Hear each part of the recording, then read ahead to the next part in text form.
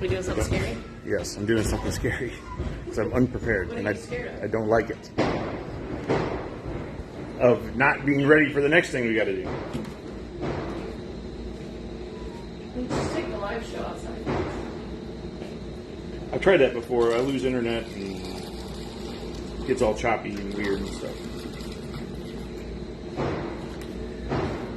Good morning. Good morning. Wasn't talking to you. I know. I'm used to it.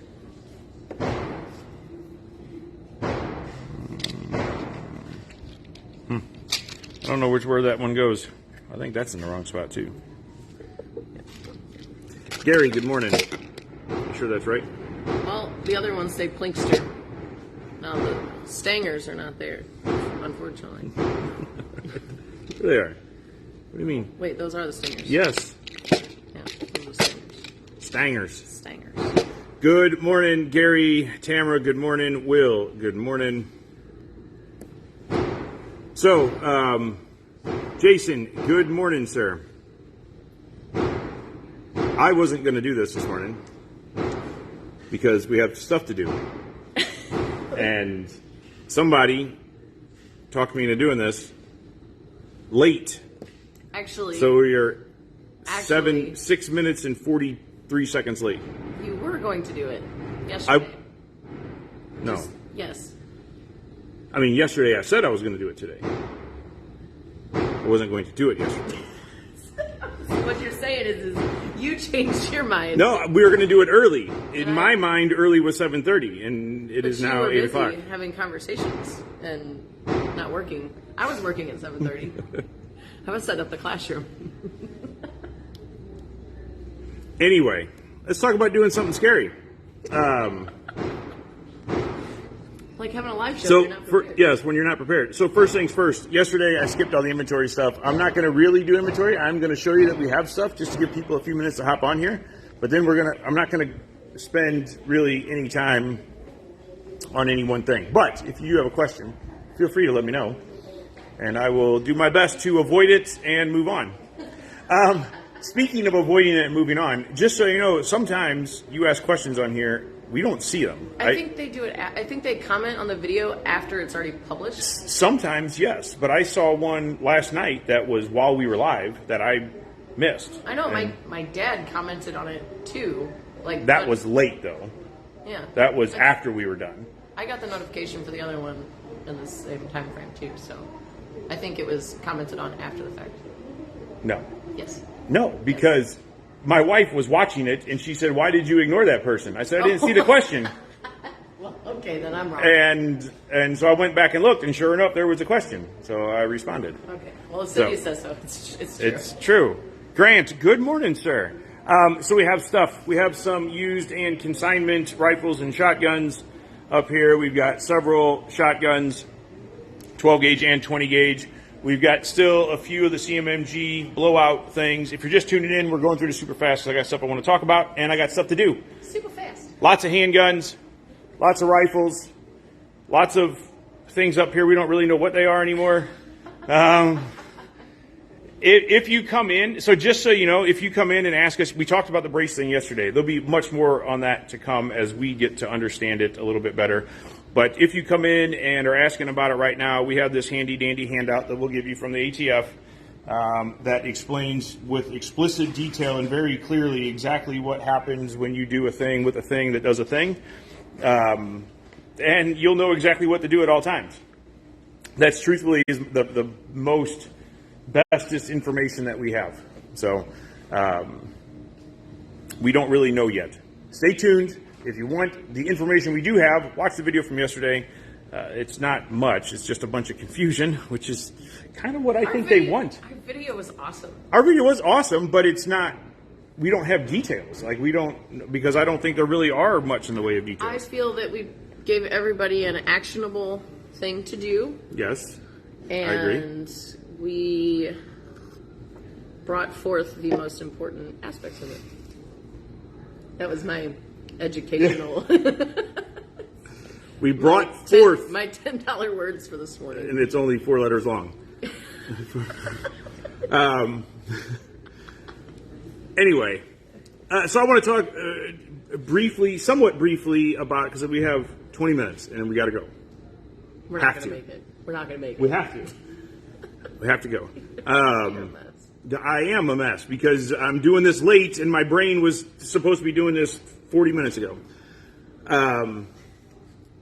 I started to talk about this last week at some point about doing something new and scary and how scary and awesome it is. And then I got distracted by something. I don't know what it was. Something you... I was, of course, telling you something. And I distracted you. It totally derailed the conversation away from my intent. So I want to try to get back to that today, even though now I feel rushed and I don't have the words to say anymore. So hopefully you have all the words. But I do scary things all the time because I'm afraid of everything. So as I mentioned at the start of that video, I started 2 months ago, end of November or early December or something. I started doing jiu-jitsu. I am not young and pliable, and I take a long time to heal and all these kind of things. So I was pretty nervous about jumping into this combat sport where in my brain it's just like you walk in and it's a bunch of meatheads beating the crap out of each other all day long. That's what I envision in my head, isn't right? And it couldn't be further from the truth, at least where I'm going. And obviously, you know, we've talked about it many times. She's been doing it for a few years, so she's not a big meathead that punches me in the face every day when I walk in. I walk in the door to work. What would I? Sorry, I had a visual punching you in the face. Great. Sorry, boss. Good times. But it was a very nerve-wracking thing for me. I'm a relatively athletic person. I tend to take well to newer athletic things that I try, but it's still a scary thing for me to walk in and be uncoordinated, uneducated about what I'm like. Like falling down? I couldn't have asked her more times, like, what the hell do I wear? Like, I mean, like, I'm nervous about walking in there, like, dude, you got tennis shoes on. Get the hell out. You can't do that here. You know, just the simplest little things. And then she brought up the point. She's like, now you have an understanding of how people feel that are not part of the gun world whatsoever. That maybe they shot a gun when they were 10 years old. They're now 46 years old and thinking about buying a gun or thinking about shooting a gun and walking in here for the first time. And they have this visual in their head of what to expect when they walk in the door. And it can be nerve-wracking. And we forget about it because we're exposed to it all day long, and it's just our day-to-day life. Mike, I'm always worried about fashion. I mean, I'm a very, very fashionable person. You are a fashionable person. Of course, as long as it includes wearing gym shorts, cycling gear, or work clothes, then I'm okay. You're a fashionable, athletic person. Anywho, it was really a neat experience for me to be so nervous about going and doing this thing and screwing it up, and then having my eyes open to the fact that nobody cares. That when I go in there and there's people that have been going to that gym for a long time, there's people that have been going to that gym, 2 weeks longer than me or 2 weeks less than me, and everybody gets treated with respect, and as long as you are open to hearing the information that you're asking for, it's a really cool thing. It really is. And for me as a teacher, it was, I think, a really important thing to go back to remember that I say the same thing over and over and over and over again, and it's old hat to me. I don't, and we've had this discussion, like some people, I don't understand why people don't understand, but it's because every word that comes out of my mouth is brand new to them. And it can be scary. What about teaching styles? I learned a ton from my coaches. I have two, and I was learning from both of them pretty 50-50 for when I first started. Seeing a difference in their teaching styles and seeing the way that I retained information from one versus the other I retained information from both of them for sure. It was just a different way of explaining it, and my brain processed it different. So that kind of opened my eyes to learning how to teach from basically two perspectives. So I wanted to learn the way that Coach A taught and Coach B taught. So I would find ways of explaining things like this, and try to broaden my horizons. Yeah, I think that's a huge deal as far as we've talked about it even here. Liz just left me. We've talked about it even here that there's sometimes when I talk to a customer, a student, and I realize that my words aren't sinking in, right? That Liz could come up and tell them the exact same thing in a different manner or use slightly different words, and all of a sudden it clicks. Now, typically it's the other way around. She can't get through to people, and I can. But no, it really is, and it's especially, again, from my new perspective on this. At the gym that I'm going to, there's 3 different instructors there, and they all teach a little bit different ways. I already have my own preference, but I enjoy excuse me. I'm getting choked up. I enjoy See, I did that telepathically. I was choking, you didn't even know it. We haven't made it that far in jiu-jitsu yet. Telepathic choking. You probably won't learn. It's special. Okay. Now I lost my damn train of thought. Oh, different teachers teaching different ways, right? That there's a benefit to me from all of them. Okay. So John, real quick, to not derail the conversation completely, yes, you can, and no, you don't have to do the paperwork right now. Stuart on the 5'7", I have no idea. I just saw that this morning. I'm not. I don't. 5'7" doesn't. And on a new pistol, there's already enough of them out there. This kind of reminds me of Will Smith's speech about skydiving. The best things in life are on the other side of fear. Huh. I've never heard that speech, but that's interesting because if you don't know, I used to jump out of airplanes for a living. You did all the scary things. We had that kind of conversation with people a lot, and you would see, I mean, the absolute fear of death in people when you're in the airplane. And sometimes it was really hard to talk them into it. But when they got on the ground, their level of excitement and how proud they felt for themselves for overcoming that is pretty cool. Well, just bringing me here and all the scary things that you've had me do. Oh, I thought you were going to say bringing you here was super cool and. It is super cool. Yeah. It is super cool. But it's also scary. Phil's made me do all kinds of scary things. We talk on the radio and do this live thing. It's been quite scary. But I'm elated on the other side of it. You know, just jumping for joy because it's so empowering and gives you such a rush and you want to go do more scary stuff. I tell my my ladies that all the time. If you shoot a gun and you hate it, and you're terrified of it and you just want to poke it while it's on the bench, that's fine. Any little step forward that you can do to get that little rush of dopamine of doing something and overcoming something, it's going to build up and it's going to keep you moving forward, and it's going to empower you to do other scary things. Even if you hate guns and you never want to shoot a gun again, maybe tomorrow you'll have a more powerful mindset to go conquer something else. Absolutely. And how many times have we seen it in classes? And it's not always with ladies. I'd say predominantly, but not always. Where somebody comes in and they shoot 1 or 2 rounds in a class, right? And where we're planning on shooting 100, they'll shoot 1 or 2 and be like, I'm done. And then maybe they sit back and they watch, and then maybe 5 minutes later, 10 minutes later, they go up and they shoot 1 or 2 more shots, and they put it down like, I'm done. I can't do it anymore. This is awesome, but it's scary. And then maybe 30 minutes later, they do another shot or 2, or they don't. But when they're done, they are excited. They're elated that they were able to. They didn't think they'd even be able to touch one. They touched it. They picked it up. They shot it. They won.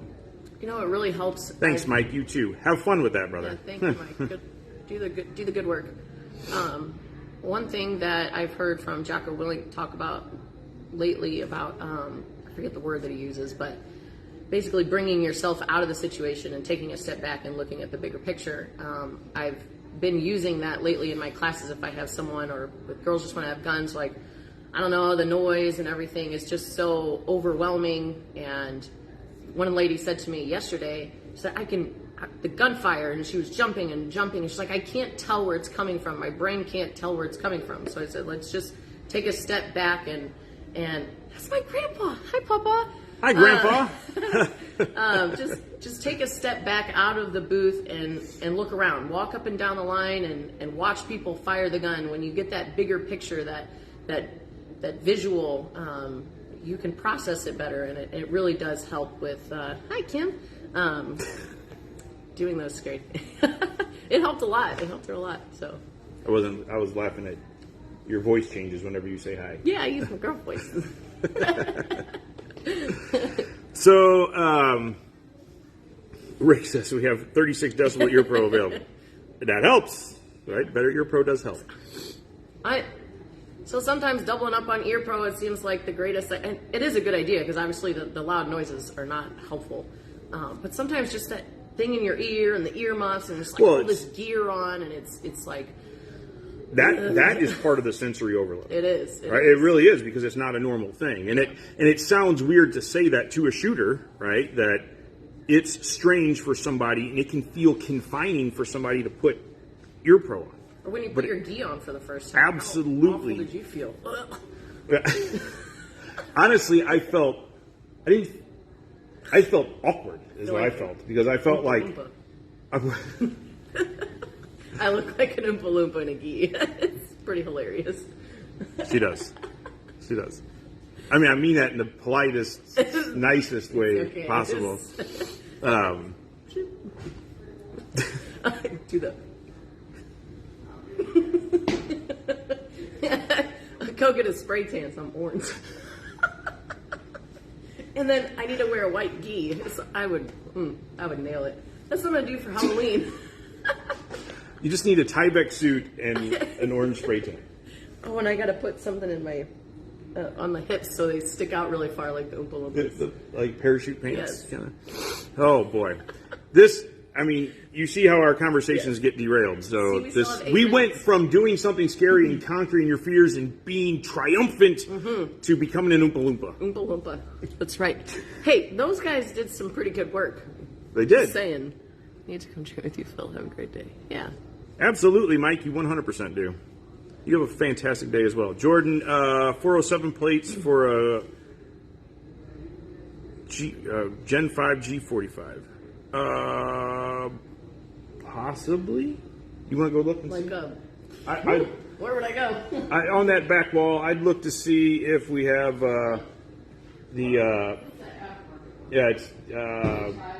no, not Phase 5. No.